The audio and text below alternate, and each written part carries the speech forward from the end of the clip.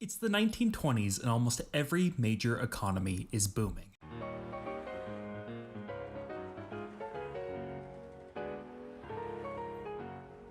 The Roaring Twenties was a decade defined by its opulence, opportunity, and hope for the future. With the end of the First World War in 1917, the global economy was supercharged and led by American industrial growth, which then boasted almost half of the world's total output. From 1920 to 1929, the US economy grew by a massive 42%, spurred on by the widespread adoption of mass production and the introduction of electricity. The UK and France rebuilt and maintained their powerful colonial empires, and even Germany was starting to see a major economic rebound by 1923. However, the economic euphoria came to a screeching halt. It was panic. 16.5 million shares of stock sold in a single day. Sold hopelessly, desperate, at any price. The market crash of 1929 and subsequent Great Depression steamrolled the global economy.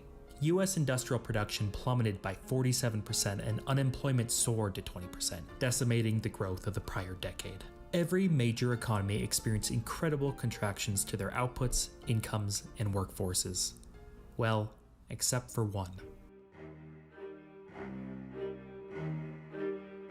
Largely cut off from global economic banking and trade, as well as not being subject to demand shocks, the Soviet Union was a single country that didn't just get through the Great Depression, but thrived. Rather than contracting, the Soviet economy continued its dramatic economic and industrial boom, increasing its total industrial output between 1929 and 1934 by a whopping 50%, all while maintaining effectively zero unemployment. In light of such a major economic downturn and contrast, some Western economists praised the Soviet communist system, with some going as far as to claim its superiority over Western capitalism. In just a span of 40 years, the Soviet Union went from being a backwards, impoverished agricultural monarchy to being the defeater of fascism, the first to launch a satellite and man into orbit, and the largest sole proprietor of weapons of mass destruction ever. The Soviet Union catapulted itself onto the world stage as just one of the two remaining superpowers, yielding the largest military and second largest economy. However, as quickly as it arose, the Soviet Union collapsed as a result of its crumbling economy. But why? How is the once envied Soviet economy now in ruins, only to have left a bloodied print on human history? This is the story of the Soviet economy. To truly understand the Soviet economy and the path it ultimately took, we need to first understand the fundamental forces and conditions that caused it to arise in Russia in the first place. To do this, we have to travel all the way back to the 14th century. Following the fall of the Roman Empire, the dominant form of European governments was feudalism. Feudalism was a system in which a king would personally own all the land in the country. To maintain control and security, the king would then divide up the land and distribute it to a class of lords. In return for the land, the lords would then provide military for the king when needed. The lords would then make use of their holdings by forcing the vast peasant population to pay for living and working on the land by paying heavy taxes and performing extensive unpaid labor. This was called serfdom, and the peasants, known as serfs, were tied to the land, meaning they were not allowed to move away without the lord's consent. This system was designed to exploit the vast lower class and have the small amounts of wealth produced to trickle upwards to the elites. A system that acts in this way is known as an extractive economic system, and it is held in place by an extractive political system. The political system in this case was simple. The only people with control to change things in the country were the small group of lords and kings, therefore it was nearly impossible for the peasant situation to improve since the elites had a vested interest for things to stay the same, and for a long time they did. However, in the year 1346, in the port city of Tana, where the Don River meets the Black Sea in modern-day Russia, the first known European case of bubonic plague or Black Death appeared. Having been spread from China via the Silk Road, the plague quickly swept across Europe, killing nearly 50% of the population anywhere it went. The extreme loss of life of the peasant population shook the foundations of the feudal system to its core. With a new massive scarcity of labor, suddenly the value of peasant labor had skyrocketed and thus the power to bargain. Faced with a shortage of workers, desperate lords across Europe started to try and steal one another's peasants by promising to require no extensive work and or reduce taxes. This resulted eventually in a near or in some places total abolishment of unpaid labor, significantly increasing peasants' living conditions wealth, and eventually power to demand further changes. By 1351, the English government, in an attempt to maintain the power and wealth of the elites, instituted a statute that punished peasants with prison time if they moved from their current lord's land. This would have the effect of fixing wages and unpaid labor requirements to pre-plague levels. Not willing to see their newfound freedoms go away, this culminated in the 1381 Peasant Rebellion in England, which saw the rebels taking London. Eventually, the rebellion was put down by the king. However, there was never another attempt to enforce the statute. This happened all over Western Europe, effectively creating a new, more inclusive labor market. Opposite to an extractive economic system, an inclusive one does not rely on the desires of the upper class, but on the equilibrium of markets. Therefore, wages cannot be artificially lowered, but rather workers are paid based on their value to their employer. While in the case of Western European peasants after the plague, the system was by no means inclusive. However, it was importantly less extractive than before. This small gain in wealth caused a small gain in power to act and organize in the future. Over time, this compounded until, when the time was right, a broad coalition of workers, soldiers, businessmen, etc. could then rise up to make demands or even remake the system to be more inclusive. When a coalition is sufficiently broad, it makes it so no one single group is able to make a power grab to cement themselves as the new elite, becoming equally as tyrannical as the old ones. Eventually, this led to secure property rights, a crucially important foundational element for the Industrial Revolution, which supercharged national economies and living standards for all that lived in them. This was the story of economic development in Western Europe. However, it contrasted drastically with Eastern Europe.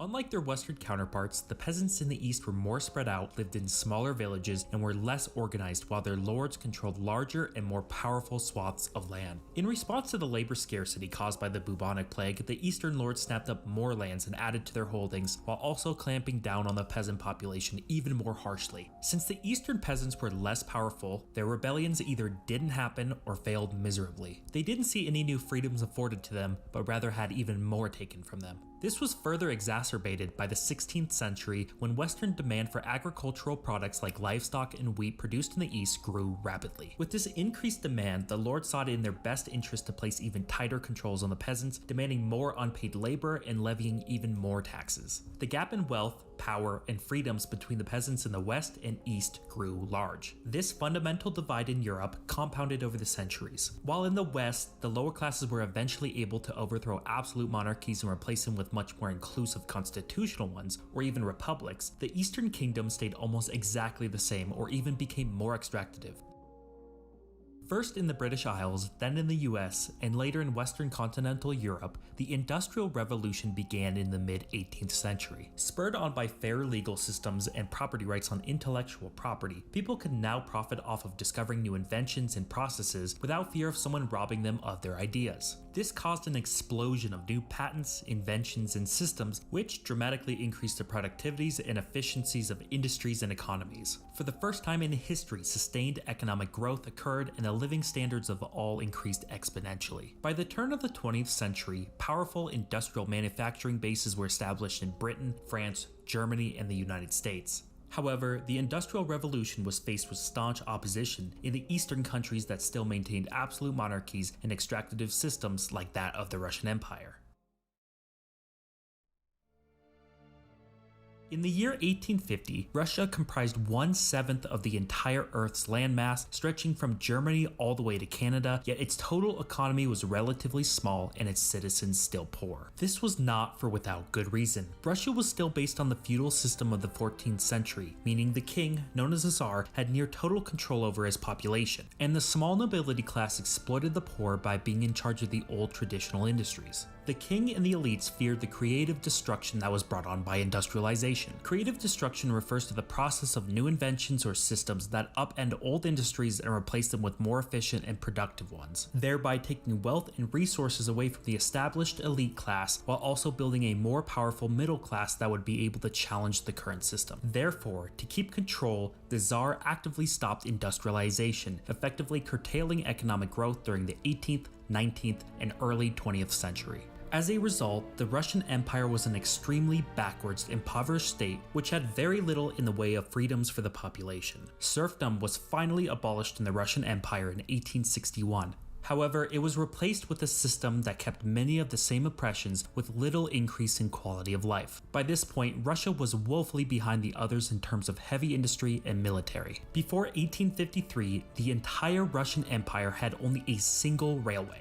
This only changed when the decisive defeat of the Crimean War showed that their lack of rail was a major security threat against their much more industrialized neighbors. By 1914, the Russian society, outraged from centuries of oppression under a tyrannical monarchy, had been repeatedly revolting unsuccessfully in an attempt to gain the freedoms those in the West had enjoyed. Coupled with a czar that was particularly incompetent, Nicholas II, and an embarrassing defeat against the Japanese in 1905, the seeds of revolution had been sown and the entire system had grown unstable. Then, on August 1st, 1914, Germany, because of obligations to defend Austria-Hungary after its invasion of Serbia, declared war on Russia. By 1917, Russia was losing badly to the Germans, its people were starving, its economy had collapsed, and its ruler, Nicholas II, had made some pretty terrible political decisions, like placing himself as the commander of the military while leaving his German wife in charge of the country. Protests erupted in Petrograd, soldiers began a mutiny, and Vladimir Lenin, the exiled head of the Communist Bolshevik Party, was smuggled into the country by the Germans, who had hoped would cause further internal conflict, which it did. Under enormous pressure, Tsar Nicholas II abdicated the throne which had been held by his family for over 300 years. The country quickly became divided between the provisional government held by the less radical revolutionaries and the much more organized and radical communist Bolsheviks. Eventually, the country broke into a bloody and grueling 3-year-long civil war. By the end, Russia was in ruins and the communists, under the command of Lenin, had taken and cemented control of the country, formally creating the Soviet Union shortly after. The ideology of the communists were based on the ideas of the German philosopher Karl Marx. He believed a constant battle between capitalism and workers would ultimately result in a revolution, for which the working class would seize the means of production and build a classless society where private property would be abolished and everyone would work for the common good. The Russian Revolution, which was originally based on these ideas, was to replace the old extractive Tsarist government with a more equal socialist one. However, the party that took control, the Bolsheviks, were not a broad coalition of the working and lower class like the Western revolutions, but rather a small group of highly radicalized and organized Marxists. Therefore, there was no built-in mechanism to stop them from becoming tyrannical themselves like there had been in the West. The first thing the Bolsheviks did was make themselves into a new class of political elites, much the same as the ones they had destroyed in the revolution. They disallowed anyone who disagreed with them from joining the party and sought to institute their socialist utopia through force. In 1918, during the Civil War, the first real display of the communist economy was put into place called War Communism. All industries were nationalized and all economic processes were to be controlled by the state. Because of the desperate state of the economy, the Bolshevik Red Army was unable to get the weapons and food needed to win the war. Food and grain was seized from the rural peasants and all industry was allocated toward military manufacturing. By 1921, the new economic policy was instituted because war communism had dramatically reduced agricultural output and peasant public opinion. The NEP from 1921 to 1928 made agriculture and small businesses private again to stabilize food supply. The economy began to recover, but mostly as a result of rebuilding after complete collapse. In 1924, Lenin died of a stroke, and shortly after, Stalin took control as head of the Communist Party. In 1928, the first of the 5-year plans was set into motion, which nationalized all production once again. By this point, the entire Soviet economy was entirely commanded from above, meaning that every input and every output from every factory, every farm, every enterprise, every store, every price, all aspects of the Soviet economy was dictated by the government. Stalin and the innermost party officials in the Politburo would decide the general direction of the economy, then through a series of government agencies, an extremely intricate and detailed plan would be laid out. After a series of minor negotiations with managers of the individual farms and factories, the 5-year plan was put into law. The first major initiative of Stalin was to radically grow the heavy industry, which included steel and military manufacturing, in a desperate attempt to catch up economically to the other European powers. Stalin deeply feared that another war would come, and that being so behind in industrial development, the Soviet Union wouldn't be able to stand a chance. In an amazingly accurate and chilling speech given by Stalin at the First Workers' Conference in 1931, he stated, "We are 50 or 100 years behind the advanced countries. We must make up this gap in 10 years. Either we do this or they will crush us." It would be exactly 10 years later when the Germans launched the largest land invasion in history into the Soviet Union. The way in which this plan of rapid industrialization was to be carried out was to dramatically tax agriculture and ship massive amounts of food, labor, and supplies to the factories in the cities. In 1928, roughly 85% of the entire Soviet population was rural peasants whose backward, traditional way of doing things caused farming output to be very unproductive. Taxation of these small, scattered village communes was also notoriously inefficient. Stalin's way to deal with these problems was to force all the peasant farmers onto state-run or communal farms, which lumped hundreds or thousands together to work for the state. This process was known as collectivization, and it would directly lead to the deaths of approximately 12 million people. Almost all the food produced was shipped to the cities to aid in the main goal of industrializing the heavy industries. Taxation and the redistribution of food became easier. However, the inefficiencies were further exacerbated by the lack of incentives, since farmers' output had no bearing on how much they were paid. The agricultural sector continued to be a serious thorn in the Soviet economy for the rest of its history, and it highlights the first major problem with the Soviet economic system, that of incentives.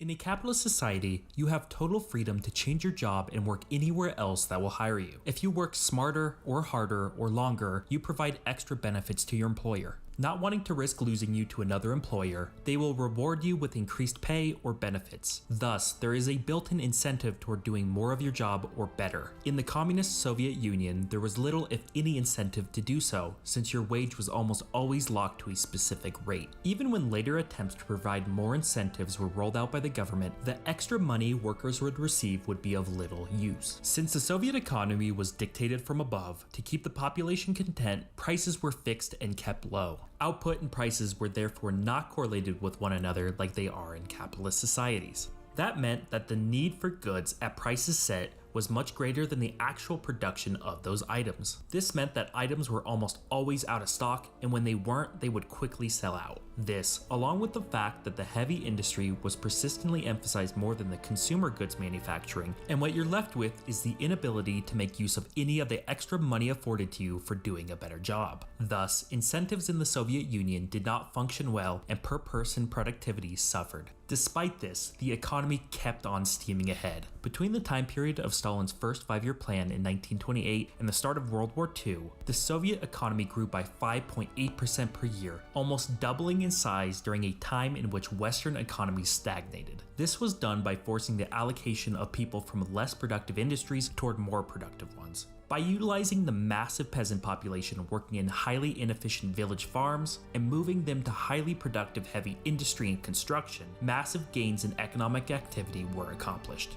Even if workers themselves were not very productive, increased output could be accomplished simply by dramatically increasing inputs. How do you make more steel? You just make more steel factories and give each more iron and workers. The Soviet economy grew rapidly. However, the quality of that growth was very poor. This is shown precisely by the actions of the enterprise managers, who are the ones that were actually managing the individual farms and factories. When a 5-year plan was being created, the last step included negotiations between heads of industry and the enterprise managers about how much input was needed for the planned output. Since the enterprise manager's only concern was to reach the planned output, they did not care about being cost effective and thus always asked for as many inputs as they could get away with. One way the Soviet planners tried to increase productivity was to demand more output this year than last year with the same amount of inputs. The way they incentivized managers to do this was by making managers pay based on meeting the target output and giving a bonus for going over. However, managers were smart, and almost always the actual outputs were either directly above the target or much below.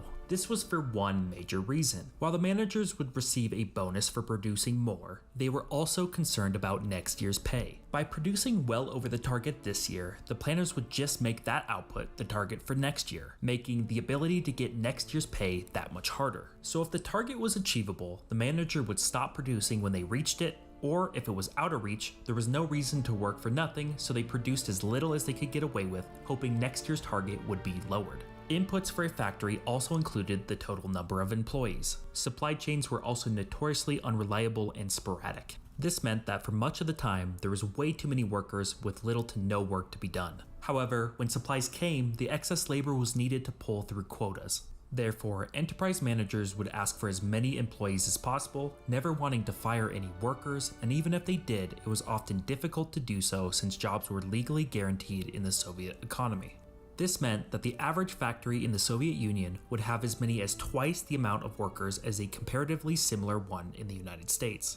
So while unemployment was effectively zero, which is better than any capitalist society then and now, it was because of law and inefficiency rather than a byproduct of a more productive system. To make matters worse for productivity, when given new equipment that would eventually make the factory more productive, it would often end up going unused. This again was because of a lack of incentive by the enterprise managers to increase productivity. The enterprise manager would not profit off of this increased productivity, and he would personally risk not reaching target outputs this year since time would be needed to retrain and integrate the new equipment into the manufacturing line. Therefore, productivity gains were slow and stunted.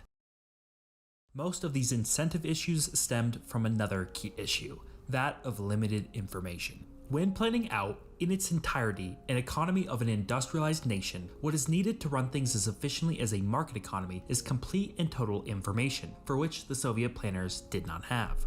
Unproductive and wasteful industries persisted as incentives were unable to be utilized by the planners to increase efficiency. The last and arguably most important failure of the Soviet economy was a lack of innovation.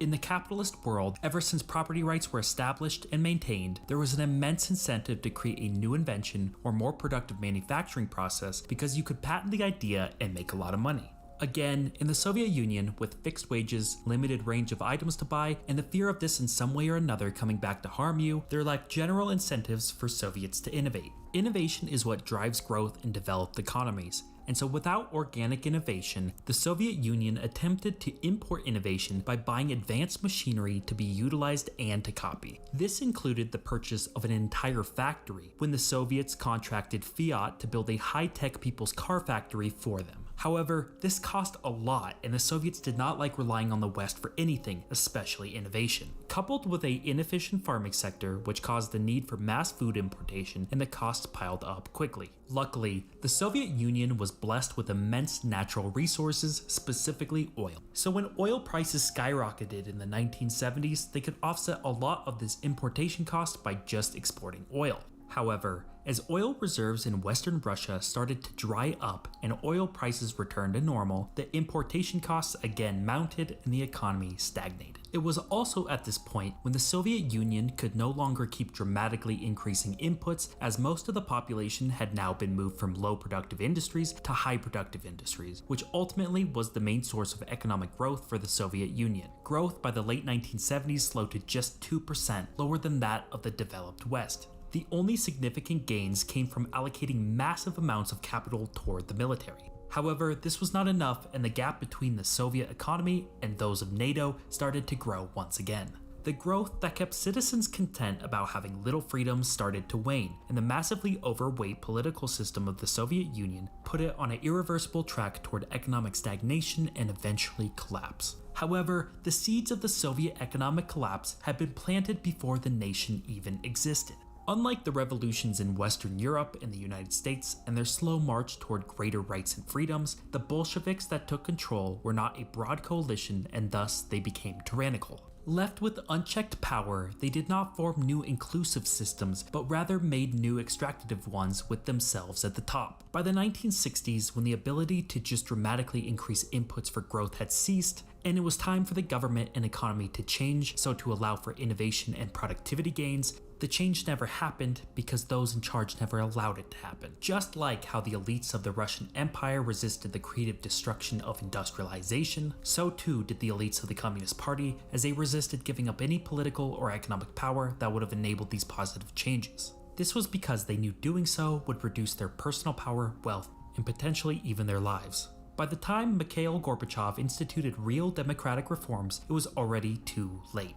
The system was already cracking at the seams because of economic instability, and by letting go of some political power, the system collapsed in on itself and the Soviet Union ceased to exist. The story of the Soviet Union was ultimately one about its economy. The unprecedented and rapid growth that stunned the world was ultimately unsustainable and riddled with too many inefficiencies. But ultimately, the story of the Soviet economic system was one that warns against the perils of tyrannical governments that only care about self-preservation. The incredible growth of the Soviet Union early on was not about increasing the living standards of its people, but rather to protect those in power. Therefore, the Soviet Union's collapse was determined before it even became an official country.